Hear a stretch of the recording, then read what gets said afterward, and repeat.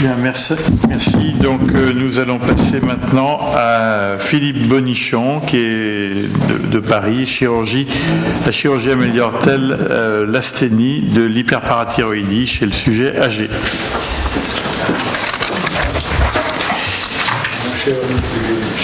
Monsieur le Président, merci beaucoup de me laisser la parole sur un sujet auquel nous travaillons avec mon maître Chapuis depuis les années 1980. Et ce travail a été fait avec une de nos élèves, Madame Fuy, qui travaille aujourd'hui à l'hôpital Saint-Joseph et que je vais essayer de remplacer le mieux possible, car il est sûr que, à la fois sur la présentation oratoire et sa présence personnelle, vous perdez beaucoup à ce que c'est moi qui fasse la présentation. Alors, pour comprendre et répondre à cette question, il faut peut-être un petit rappel de l'évolution de la chirurgie parathyroïdienne. Je n'insisterai pas sur la première période qui a consisté à faire le diagnostic et aboutir à la découverte des parathyroïdes et de leur rôle et du calcium, qui était une période assez longue pour laquelle l'hyperparathyroïdie existait, mais était quelque chose d'extrêmement confidentiel. C'est à partir des années 70 que les choses ont changé à cause du dosage automatisé du calcium. Auparavant, doser le calcium était quelque chose de très difficile car il scélate avec tout un tas d'autres substances et c'était une horreur pour les biologistes de garde de faire une calcémie. À partir des années 70, c'est beaucoup plus facile et ça va avoir une conséquence directe, c'est qu'on va faire rapidement et facilement le diagnostic d'hyperparathyroïdie. Alors que dans la période précédente, ce n'était que les formes très évoluées qui arrivaient aux chirurgiens, qui arrivaient au diagnostic. À partir de la seconde période, d'énormes formes, de très nombreuses formes vont arriver, et en particulier des formes peu ou polysymptomatiques. Si bien que ces formes peu ou polysymptomatiques ont posé immédiatement de la question de savoir s'il fallait les opérer ou pas. C'est pour ça qu'en 91, à partir de 91, il y a eu plusieurs séances de consensus qui ont posé successivement le problème de savoir ce qu'il fallait faire et de poser les règles de bonne conduite en matière de chirurgie de l'hyperparathyroïdie. Et en fait, vous voyez que depuis 1991, les choses ont peu évolué, car le 4e workshop of chirurgie parathyroïdienne qui a eu lieu en 2014 conclut toujours que c'est très difficile de poser des diagnostics, alors qu'à partir de 1995, les chirurgiens avaient trouvé un moyen pour essayer de régler le problème en faisant des études de qualité de vie. Et à partir d'un certain nombre de courbes, d'ABAC et de questionnaires, on essayait de répondre à la question en disant mais la qualité de vie, il était progressivement démontré que chez les gens qui avaient une hyperparathyroïdie, la qualité de vie était un peu dégradée, et bien c'était un moyen de pousser vers l'intervention. Or, ce système est quelque chose d'extrêmement discutable, car nous, chirurgiens, on sait bien que l'amélioration de la qualité de vie, c'est pas un motif d'opération. Vous imaginez pas un orthopédiste dire à sa patiente « Madame, on va vous faire une prothèse de hanche pour vous opérer, pour vous améliorer la qualité de vie. » Ou un chirurgien digestif devant un cancer qui saigne disant « On va vous retirer le cancer pour vous augmenter de la qualité de vie. » On opère des patients pour des symptômes, pour des tumeurs, pour des éléments extrêmement précis, mais pas pour l'augmentation de la qualité de vie. Donc ce système en fait ne fonctionne pas et depuis 20 ans on est toujours en train de discuter de la validité de cette argumentation. Je vais peut-être passer à la suivante. Voilà. Alors ce qu'on sait en fond de compte quand on a l'expérience de l'hyperparathyroïdie, on s'en aperçoit rapidement, c'est que de façon très fréquente, les patients se plaignent de fatigue. Il faut faire la distinction évidemment entre fatigue et asthénie.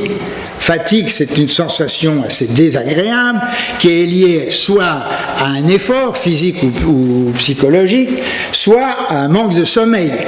Mais quand ni l'un ni l'autre existe, alors on peut parler d'asthénie. Et de manière expérimentale et clinique, on s'aperçoit très rapidement que les malades se plaignent d'asthénie, de fatigue. Cette fatigue semble d'autant plus importante que le sujet est plus âgé, ce qui a été démontré par un certain nombre d'études, et ce qui est assez normal en fin de compte. Si bien qu'on s'est posé la question de savoir, en centrant notre étude sur l'asthénie, si cette fatigue était quelque chose qui était un motif d'intervention chirurgicale. Alors vous voyez qu'entre 2010 et 2014, on a opéré plus de 500 hyperparathyroïdies. Il y a, conformément à ce que je vous ai dit, on s'est essentiellement attaché au sujet âgé après 79 ans, au-delà de 80 ans, et on en avait 62. Et pour essayer de serrer le problème, on posait de façon prospective à tous ces patients 2 questions. La première était: comment on a découvert votre augmentation du taux de calcium, avec comme but de rechercher si cette augmentation de calcium était le motif de la découverte de l'hyperparathyroïdie. Et deuxièmement, sans intervenir et sans essayer, sans autre digression, de quoi vous plaignez-vous? Et dans le premier cas, si le patient ou la patiente répondait « on a découvert mon hypercalcémie parce que j'étais fatigué, j'ai été voir mon médecin, je lui dis je suis fatigué, il me fait un dosage de calcium, on trouve une hypercalcémie, on a considéré que cette hypercalcémie était révélatrice de la maladie. Deuxième question, de quoi vous plaignez-vous? Si le patient expliquait sans intervention de la part de l'examinateur, qui était d'ailleurs toujours le même, je me plains de fatigue, de façon spontanée, on lui demandait d'évaluer sa fatigue entre 0 et 5. Et on opérait le malade selon des méthodes tout à fait traditionnelles. Au total, il y a eu 24 malades qui sont entrés dans l'étude. On a retiré 4 malades au bout d'1 an, car tous ces malades ont été revus entre 6 mois et 1 an après l'opération. Et évidemment, on l'a reposé à cette période, à ce moment-là, quelle est la question sur leur asthénie, comment ils évaluaient leur asthénie selon une échelle de 0 à 5.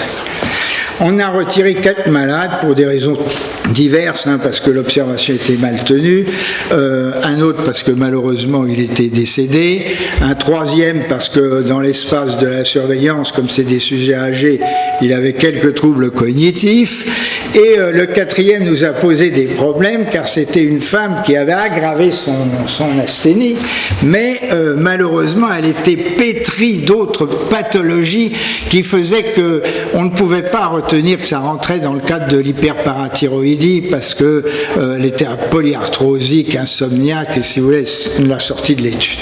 Au total, il est resté donc 20 patients. Sur le plan technique, j'insisterai pas parce qu'on en a parlé très souvent ici, de la façon, vous savez que l'équipe de M. Chapuis à Cochin et moi-même ont été des promoteurs de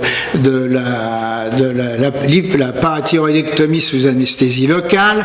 Donc, la plupart de ces patients ont été opérés sous anesthésie locale. Sur les 20, il y en a eu 15 qui ont été opérés sous anesthésie locale. Ça suit un protocole extrêmement précis qu'on a déjà plusieurs fois expliqué ici, en particulier avec des dosages de PTH péropératoire qui déterminaient la guérison immédiate ou de l'hyperparathyroïdie. Alors voilà le tableau de ces 20 malades. Vous voyez donc évidemment que la moyenne d'âge est de 83 ans. C'est connu ça pour l'hyperparathyroïdie, beaucoup plus d'hommes que de femmes, c'est pareil pour la thyroïde. Donc on a eu 6 hyperparathyroïdies révélatrices, des malades qui répondaient à la première question. Quant à la moyenne de ces malades, vous voyez qu'aucun n'a coté son asthénie en dessous de 3. La majeure partie, et 4, il y a même eu un 5, voilà. Et puis en post-opératoire, c'est-à-dire quand on a revu les patients entre 6 mois et 1 an après, on n'a pas revu les patients à 1 mois comme ça se fait souvent. Pourquoi? Parce qu'à 1 mois, on se souvient encore du dosage, du score qu'on a donné le mois précédent. Tandis qu'à 6 mois ou 1 an, la vie a été oubliée et on a une nouvelle évaluation qu'on pourrait dire un peu plus juste, ou moins dépendante du premier résultat. Vous voyez que tous les malades, sauf un, ont baissé leur score de cotation. Et se disent tous améliorés, sauf un qui ne se dit pas amélioré, mais qui... Alors, donc 6 cas d'asthénie symptomatique, au moins 3 de cotation, 11 pour le 3, 2 pour le 3,5, 7 pour le 4 et 1 pour le 5, et vous avez ensuite le staging dans le carré rose. Alors évidemment, la différence est significative, mais je pensais qu'elle serait plus significative qu'elle ne l'est. En fait, elle est tout juste au niveau de la significativité. Alors, j'ai la bouche sèche là. Donc, les discussions et les commentaires. Alors, en ce qui concerne l'hyperparathyroïdie, toutes les statistiques sont claires. Elles donnent entre 50 et 95% d'asthénie. Ce qui est intéressant, c'est que tous les malades sont capables d'évaluer leur asthénie. Et on peut faire l'expérience sur nous-mêmes. Quand on est fatigué, on peut très bien évaluer sa fatigue sur une échelle de 0 à 5. Voilà. Alors en ce qui concerne les questions de qualité de vie et les questionnaires de qualité de vie, il y a eu plus de 15 études qui ont été faites.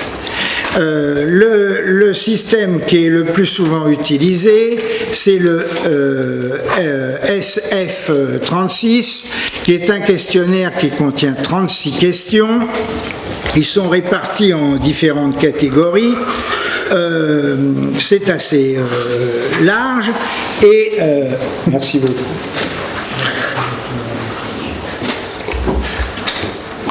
C'est assez large et vous voyez que il n'y a qu'une seule question qui est relative à l'hyperthyroïdie. Êtes-vous fatigué? Warm out, ça veut dire est-ce que vous sortez du tunnel? Et les autres questions ne traitent pas vraiment l'asthénie. En revanche, voilà les études. Il y en a plusieurs, depuis 2016, il y en a 2 autres qui sont apparues. Il n'y en a que 2, celles qui sont au milieu, qui traitent vraiment de l'asthénie, et toutes les 2 sont extrêmement significatives. Alors, ce qu'on peut reprocher à ces études, c'est qu'elles sont il y a extrêmement de très nombreuses redondances. Il est sûr que quand vous posez des questions comme ça, est-ce que vous pouvez soulever et porter vos courses et que vous avez une asthénie à 4, la réponse va être évidemment non. Vous pouvez marcher plus d'1 kilomètre, quelqu'un qui a une asthénie à 4, ça m'étonnerait qu'il puisse marcher. Sur des SF36, il y a plus de 22 questions qui sont redondantes. Et c'est pas pour ça, si vous voulez, qu'il faut mettre ces questionnaires, qu'il faut éliminer ces questionnaires, car ils ont d'autres avantages, en particulier sur la douleur, sur la limitation des mouvements, sur les facultés intellectuelles, donc qui sont certainement très utiles. Mais pour déterminer des symptômes précis comme l'asthénie, ils ne font en fait que... On pourrait d'ailleurs en rajouter des autres questions. Hein. Est-ce que vous vous endormez facilement dans la télévision? 3, vous cotez en moins de 10 minutes, 2 en moins de 5 minutes et 1 en moins d'1 minute. Il y a des tas de questions qu'on pourrait rajouter. Alors nous, on milite, si vous voulez, pour que l'asthénie soit pris pour un symptôme, au même titre que la douleur. Et d'ailleurs, ça ressemble parfois un peu à la douleur par certains côtés, par son côté de subjectivité. Alors c'est malheureusement pas, aujourd'hui c'est pas quelque chose qui intéresse les gens, l'asthénie. Je ne sais pas d'ailleurs tout à fait pourquoi, bien que c'est pas tout à fait le cas, car il y a plusieurs études actuellement qui sortent en particulier sur les fatigues du cancéreux, parce que le malade atteint d'un cancer est un homme fatigué. C'est un symptôme très handicapant. J'en parle également pour certaines maladies cardiaques et évidemment pour les hépatites où l'asthénie est un élément important de la souffrance du malade. Voilà, alors nous, on pense qu'à la question que je vous avais posée initialement, est-ce que l'asthénie est améliorée par l'intervention? La réponse est oui. Je pense qu'au lieu de faire des tas d'études sur les questionnaires de qualité de vie qui ne peuvent pas aboutir, parce que ce n'est pas un motif d'opération que l'augmentation de la qualité de vie, en revanche, on ferait bien de s'intéresser sur les motifs, pourquoi l'hyperparathyroïdien asthénie, quelle est sa forme d'asthénie, pourquoi certaines malades sont...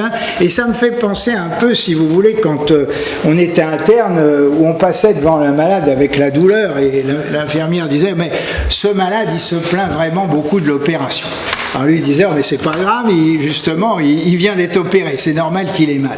Alors aujourd'hui, c'est un peu la même chose, il y a de l'asthénie, on dit, mais bon, ils sont asthéniques, bon, bah c'est bien, ils sont asthéniques, ils sont fatigués, c'est normal. Et en fait, la fatigue dans certaines maladies est vraiment un élément handicapant et déclenche tout un tas d'autres phénomènes qu'on voit en fait apparaître dans ces études. Voilà. J'espère que je vous ai un peu convaincu, parce que depuis le temps qu'on s'y intéresse, malheureusement, on a l'impression de parfois discuter un peu dans le vide. Et je vous remercie beaucoup de votre attention.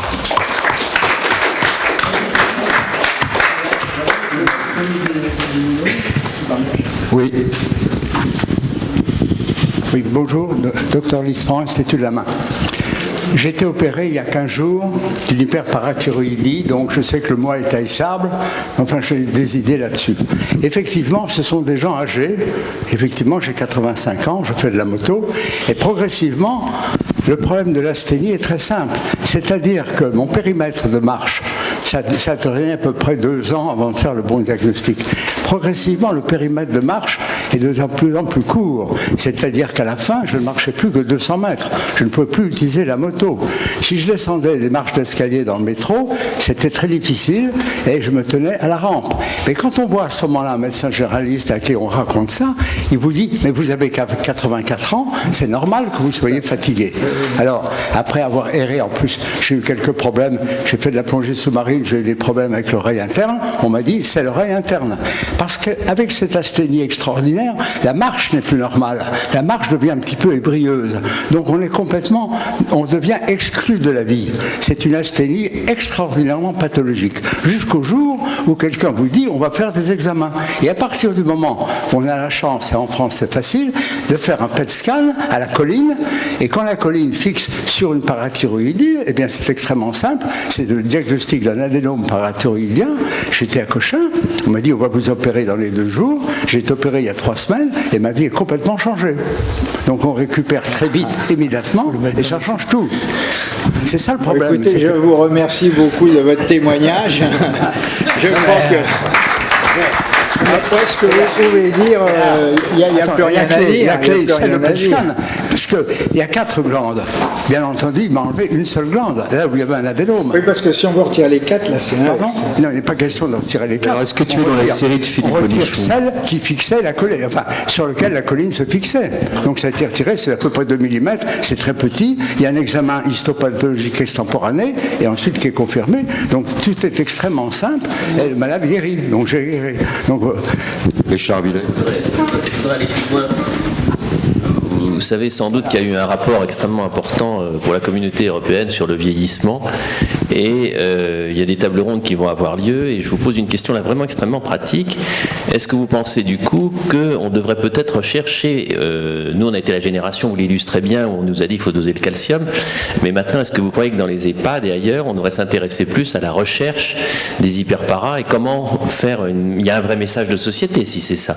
Donc parce que si vraiment on trouve des hyperparas et qu'on peut les traiter et qu'on a la chance de faire, comme on vient de le faire à Monsieur Lisfranc, un retour à la moto et aux descentes d'escalier, je crois que c'est un message très important. Plutôt que de dire ils sont fatigués, on va trouver des objets connectés pour les faire vivre dans leur chambre.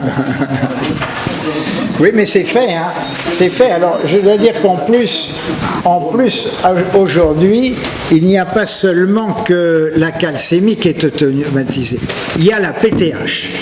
Et moi, je vois tout un tas de gens, puisque je vois tout un tas de gens où on demande carrément systématiquement la calcémie et la PTH. Voilà. Donc, c'est fait, oui, c'est fait.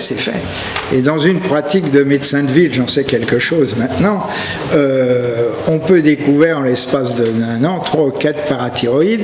Alors, ça pose effectivement le problème de savoir qu'il faut. Ça serait environ peut-être c'est 2 pour 1000 l'hyperparathyroïdie. On avait fait une étude à Cochin il y a plusieurs années où on recherchait systématiquement les adénomes parathyroïdes à la chirurgie thyroïdienne. Et bien on trouvait presque 2%. Alors c'est comme toutes les tumeurs endocrines, ça, dont on a parlé tout à l'heure.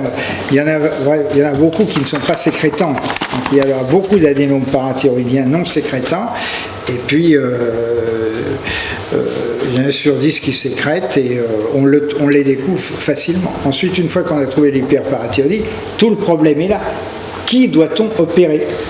Ben nous, on est plutôt partisans de dire les gens qui ont une asthénie et qui sont âgés, on ne peut pas se résumer au propos « vous êtes âgé, c'est normal que vous soyez fatigué ». Il faut pousser plus loin, regarder, réfléchir, et si le malade a une asthénie, c'est-à-dire un symptôme, c'est-à-dire une plainte en rapport avec un état morbide, il faut considérer que cet état morbide existe et il faut l'opérer. Et ça ne sert à rien d'essayer de faire l'inverse des trucs connectés qui donnent des éléments objectifs. Ça ne sert à rien de faire des tas de questionnaires qui répondent tous à la même question. Voilà. J'espère que j'ai assez clair. Merci beaucoup. Puis je crois qu'on va passer à la communication suivante.